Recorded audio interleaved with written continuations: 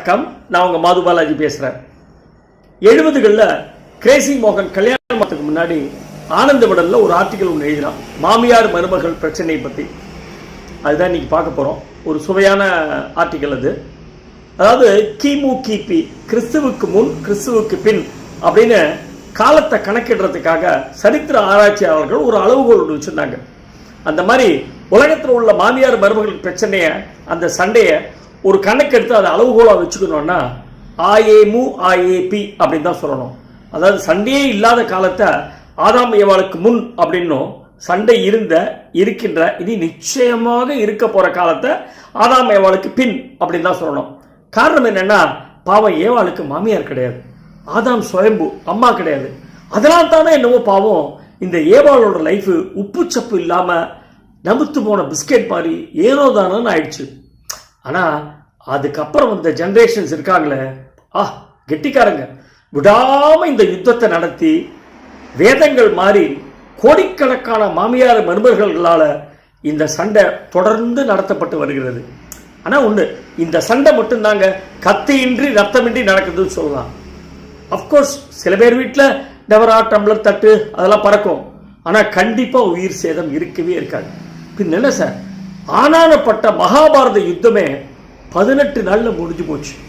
இத்தனைக்கும் காலாட்படை, குதிரைப்படை, யானைப்படை எல்லா வசதிகள் இருந்தும் அல்பமா 18 days ஓவர்.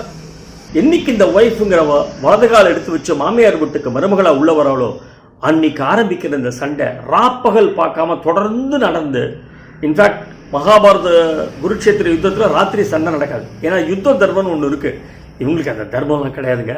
தொடர்ந்து நடந்து எழுத்து வீட்டுக்காரங்க பக்கத்து வீட்டுக்காரங்களுக்கெல்லாம் சும்மா world cup cricket match one day final பார்க்கும்போது என்ன ஒரு ஆர்வம் இருக்கும், ஒரு சந்தோஷம் இருக்கும். அதுவும் இந்தியா பாகிஸ்தானா கேட்க வேண்டாமா, ஒரு டென்ஷன் ஒன்று இருக்கும். அந்த டென்ஷனை கொடுப்பாங்க. அப்கோர்ஸ் அவங்க வீட்டில் சண்டை நடக்கும்போது நமக்கு சந்தோஷமா இருக்கும்.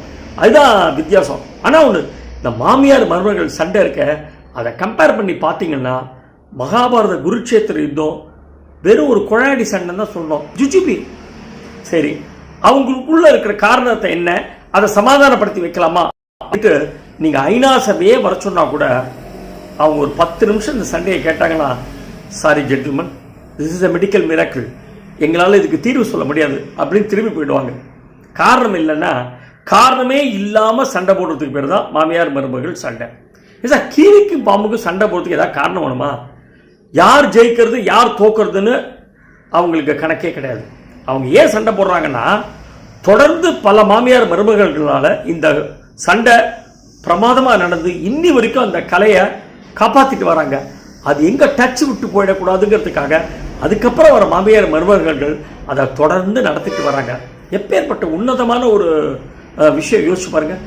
இந்த தாய்க்கும் தாரத்துக்கும் நடக்கிற சண்டையில யார் ஜெயிச்சாலும் சத்தியமா தோக்க போறது என்னமோ நாம தான். காரணம் என்னன்னா, சப்போஸ் ஒய்ஃபை சப்போர்ட் பண்ணி அம்மா விட்டு கொடுத்தீங்கன்னு வச்சுக்கோங்க, சும்மா இருப்பாளா?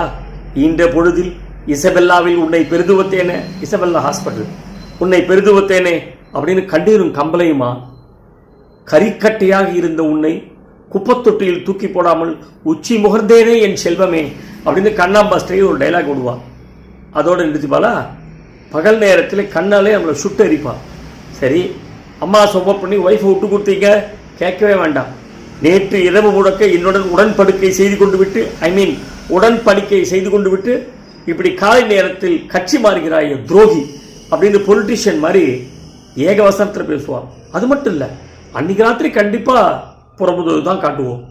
ஸோ இந்த தாயும் தாரமும் அவசரமா வாசிக்கிறதுக்காகவே ஆண்டவரால படைக்கப்பட்ட மத்தளம் தான். நாம திடமா இருந்தோம், மத்தளை கிழியாம பார்த்துக்கலாம். இந்த மாதிரி தாயும் தாரும் பெருசா சண்டை போட்டு தன் லைஃபே பாதிச்ச ஒரு ஆள் எனக்கு தெரியும். எங்க டிஸ்டன்ட் ரிலேட்டிவ் சடகோப்பன்னு, பாவம், அவங்களாலே ரொம்ப பாவப்பட்ட ஜென்மமாயிட்டான். ஏன்னா அவன் அம்மா ஈராக்குன்னா அவன் ஒய்ஃப் ஈரான், 2 பேருக்குள்ள அப்படி ஒரு சண்டை நடக்கும். ரொம்ப தமாஷா சில சமயம் அவங்க சண்டையை பற்றி சொல்லும்போது காமராஜர் பணியில் சொல்லுவான், 2 ஒரே கூட்டையில் விட மாட்டேங்கிறேன் அப்படின்பா. பட் என்னாச்சு, ஒரு ஸ்டேஜில் சண்டை ரொம்ப ஜாஸ்தியாக போய் அவன் உணர்ந்துட்டான், சரி இனிமேல் இதுங்களை திருத்த முடியாது அப்படின்னு சொல்லிட்டு ஒரு சமாதி நிலைக்கு போயிட்டான். ஸோ அதுக்கப்புறம்லாம் அவங்க சண்டை போடும்போது ஒரு ஓரமாக உட்காந்து சபாஷ் சரியான போட்டி அப்படின்னு PS வீரப்பா ஸ்டைலில் டைலாக் விட ஆரம்பிச்சிட்டான். நான் அவன்கிட்ட கேட்டேன், ஏன்னா அப்படி என்ன சண்டை நடக்கும் உங்கள் வீட்டில்? வேடிக்கை கேட்குறியா? ஒரு நாளைக்கு நடந்தது சொல்கிறேன். ஒரு நாளைக்குப்பா ஆஃபீஸில் பேங்க்கில் ஹெவி ஒர்க்கு. சாயங்காலம் டே புக் டேலியால், இதெல்லாம் 70 80 உள்ள பிரச்சனை. டே புக் டேலியால் நான் சரின்னு ஆஃபீஸில் இருந்து டே புக்கை டேலி பண்ணிவிட்டு ராத்திரி 11 மணிக்கு வீட்டுக்கு வந்திருக்கேன். ரொம்ப அசதி. டேபிள் மேலே சாப்பாடு இருந்து 2 பேரும் தூங்கிட்டாங்க.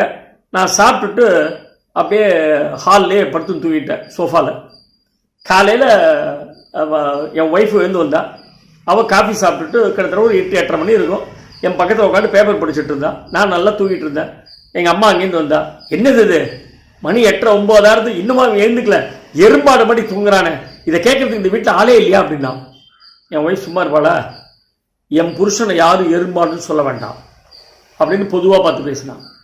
எங்கள் அம்மா உடனே அதுக்கு பதில், ஏய் அவனை 10 மாதம் சுமந்து பெற்றவன் லாண்டி, அவனை என்ன வேணா நான் சொல்வேன். ஆமாம், எறும்பாடு எறும்பாடு எறும்பாடு தான் அப்படின்னா. கரெக்டுமா, கண்டிக்ட், நீங்கள் சொன்னால் அது சரியாக தான் இருக்கும் அப்படின்னா. ஐயோ, அப்போ நீ என்ன எறும்பாடுங்கிறியாண்ணா? இல்லைம்மா, யூ நோ பெட்டர் அப்படின்னா. அவ்வளோதான்.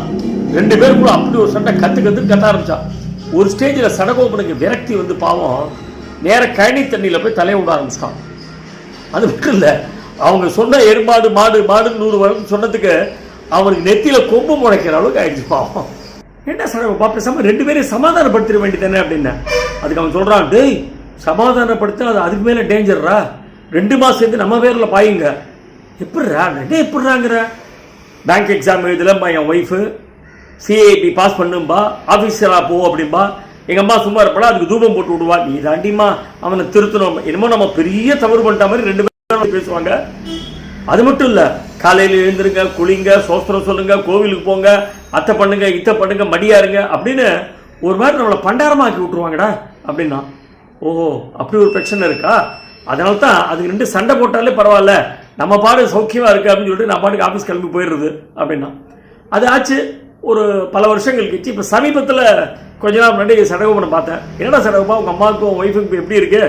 ஆச்சு, உனக்கு ஒரு கல்யாணம் ஆகி ஒரு 30-35 வருஷம் ஆயிடுத்து, இப்போ எப்படி இருக்குது அப்படின்னு கேட்டேன். அது ஏன் கேட்குற? எங்கள் அம்மா சாகர டைட்டில் இருந்தா, கிட்டத்தட்ட ஒரு 88-89 வயசு இருக்கும். டாக்டர் வந்துட்டு போயிருந்தார், இந்த மாதிரி இன்னொரு ஃபியூ ஹவர்ஸ் அப்படின்னு சொல்லிட்டார். எங்கள் அம்மா என்ன பண்ணால், செத்து போகிறதுக்கு ஒரு 2 hours 3 hours முன்னாடி என் ஒய்ஃபோட கையை பிடிச்சிட்டா. இந்த பாருமா, சத்தியமாக சொல்கிறேன், இத்தனை வருஷமாக நீ என்ன ஒரு அம்மா மாதிரி பார்த்துட்ட. உன்னோட பரிவும் உன்னோட அன்பும் அதுதான் என்னை இத்தனை வருஷமாக உயிரோடு இருக்க வச்சிருக்கு அப்படின்னு ஒரு போடு போட்டான். ஆனால் ஒரு நாள் கூட சடகோபனோட அம்மா மற்ற 5 பிள்ளைங்க வீட்டுக்கு போனதே கிடையாது. த்ரூ அவுட் சடகோபனும் ஜானகியும் தான் அவளை கடைசி வரைக்கும் காப்பாற்றிருக்காங்க. பாருங்க, சாகரத்துக்கு முன்னாடி இந்த சர்டிஃபிகேட்டை கொடுத்துட்டு போயிருக்கா.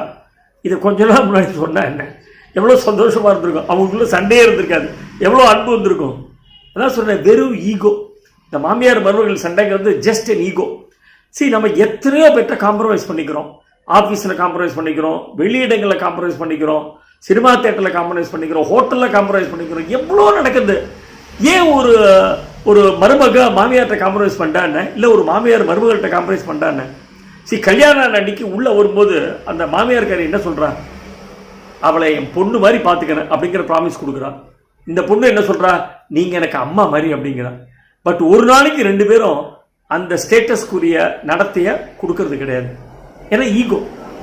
சின்ன சின்ன விஷயங்களுக்கு தான். எனக்கு தெரிஞ்ச ஒரு ஃபேமிலியில் மருமக வந்து ராத்திரி ஆஃபீஸ் முடிச்சுட்டு வந்திருக்கா. பாவம், அவளுக்கு ஆஃபீஸுக்கு போகிறா. அந்த காலத்தில் அப்படி கிடையாது, இப்போல்லாம் ஆஃபீஸுக்கு போகிறாங்க. ஆஃபீஸ் முடிச்சுட்டு வந்திருக்கா. ராத்திரி அவளே சாப்பாடு எடுத்து போட்டு சாப்பிட்டுட்டு ஊறுகாய் பாட்டில் மூடாமல் அப்படியே வச்சுட்டு போயிட்டா. அதுக்கு மாமியார் கறி அடுத்த நாள் காலத்தில் சண்டை போட்டு அவங்க 2 பேரும் டைவர்ஸ் பண்ணுற அளவுக்கு ஆயிடுச்சு, அந்த பொண்ணும் பையனும். அந்த அளவுக்கு அந்த சண்டை போயிட்டு அப்புறம் நான் போய் மத்தியஸ்தம் பண்ணி வச்சேன். இந்த மாதிரி சில சண்டைகள்லாம் நடந்திருக்கு. இதுக்கெல்லாம் காரணம் வெறும் ஈகோ. வெறும் ஈகோ, நத்திங் எல்ஸ். நான் என்ன சொல்வேன்னா, மாமியார் கறி மருமகளை அம்மா மாதிரி பார்த்துக்க வேண்டாம். நீங்கள் அம்மா ஆக முடியாது, ஏன்னா அம்மா ஏற்கனவே இருக்கா. அதே மாதிரி மருமகளும் மாமியாரை நீங்கள் எனக்கு அம்மா மாதிரி அப்படின்னு சொல்ல வேண்டாம், ஏன்னா உனக்கு அம்மா இருக்கா. பட் 2 பேரும் ஒருத்தர் ஒரு நல்ல ஹியூமன் பீயிங்காக நடத்துக்கோங்க. அந்த மாதிரி நடத்தினீங்கன்னா கண்டிப்பாக உங்கள் லைஃப் ரொம்ப சுவையாக இருக்கும், ஹாப்பியாக இருக்கும். ஆனால் இந்த காலத்து பசங்களுக்கு அதெல்லாம் சொல்லித்தர வேண்டாம். ஏன்னா அவங்க கல்யாணம் ஆகும்போது அழகாக அப்பா அம்மா தனியாக பசங்க தனியாக அப்படின்னு பிரிஞ்சு ரொம்ப பியூட்டிஃபுல் லைஃப் வாழ்க்கை வாழறாங்க. லைக் சம்சாரம் மின்சாரம், நீங்கள் அங்கே இருக்க, நாங்கள் இங்கே இருக்க. நாள் கிழமைன்னா ஒன்றா சேர்ந்துப்போம். மற்றபடி அவங்கவுங்க அவங்க வீட்டுக்குள்ள ஹாப்பியாக இருப்போம். அது பிரச்சனையே இல்லை, சண்டையே வராது. ஸோ இந்த பதிவை பார்த்துட்டு எதான மாமியார் மருமகள் அது எப்படி நீங்கள் என்னோட சண்டையை பற்றி பிரகடனப்படுத்துவீங்க அப்படின்னு என்கிட்ட சண்டைக்கு 2 பேருமா சேர்ந்து வந்தாங்கன்னா கண்டிப்பாக அப்பவும் வெற்றி எனக்கு தான். ஏன்னா அவங்க 2 பேரும் ஒன்றா சேர்ந்துட்டாங்களே. இந்த மாமியார் மருமகள் பிரச்சனையை வச்சுன்னு மோகன் எழுதின ஸ்கிரிப்ட் தான் ஐயா அம்மா அம்மம்மா. ரொம்ப பாப்புலர், தூர்தர்ஷன் தான் வந்தது. காத்தாடி ராமூர்த்தி டாப் கிளாஸ் பிளே. அவங்க ட்ரூப் பிரமாதமாக பெர்ஃபார்ம் பண்ண ஒரு பிளே இன்னைக்கு போட்டுட்ருக்காங்க அந்த நாடகம். அந்த நாடகத்தில் இப்படி தான் காத்தாடி ராமூர்த்தி அவன் அம்மாவுக்கும் ஒய்ஃபுக்கும் சண்டையை மூட்டி விடுறதுக்காக என்னெல்லாமோ யுக்தியெல்லாம் பண்ணுவார் தான் சௌக்கியமாக இருக்கணுங்கிறதுக்காக. ஒரு ஸ்டேஜில் நடக்கும், ஒய்ஃப் அவன் அப்பாவுக்கு காஃபி கொண்டு வந்து கொடுப்பா. இவன் அங்கேருந்து அவன் அப்பாட்ட சொல்லுவார், அப்பா காஃபியை சாப்பிடாதப்பா, ஜானகி காஃபியில் விஷத்தை கலந்துருவோம் அப்படிம்பார். அவள் போகிறதுக்கு அப்புறம் அவன் அப்பா சொல்லுவார், ஜானகி காஃபியில் விஷத்தை கலந்துருவோம், என் ஒய்ஃபு மங்களம் காஃபி கலந்தாலே அது விஷம் மாதிரி தான் இருக்கும், இதில் எது பெட்டரு, பேசாமல் ஹோட்டலுக்கு போகிறது தான் பெட்டர் அப்படின்னு அவர் கிளம்பி போடுவார். அது அப்படியே கிளாப்ஸோடு போகும். அந்த மாதிரி நிறைய ஜோக்ஸ் இதில் இருக்குது.